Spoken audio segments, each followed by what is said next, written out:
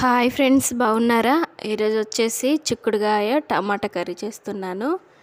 సింపుల్గా చేశానండి కర్రీ. మీరు కూడా ట్రై చేసి చూడండి.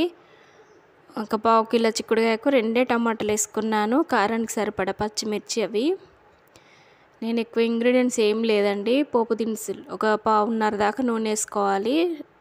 పోపు దినుసుల తర్వాత పచ్చిమిర్చిను కరివేపాకు వేసుకోవాలి. అది గోలినాక అల్లం వెల్లుల్లి పేస్టు, ఇక్కడ ఎల్లిపాయ కూడా వేసుకోవచ్చు, టేస్ట్ బాగుంటుంది.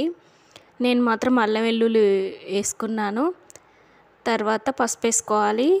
తర్వాత టమాటాలు నూనెలోనే ఉడకనివ్వాలి, వాటరు ఏం వేయద్దు.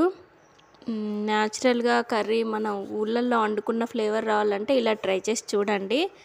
టమాటా గోలిన తర్వాత చిక్కుడుకాయ మాత్రం ముందుగా కొంచెం ఉడకబెట్టి పెట్టుకు టమాటా ఉడికిందని అనిపించినాక కొంచెం రుచికి సరిపడా సాల్ట్ వేసుకోండి. తర్వాత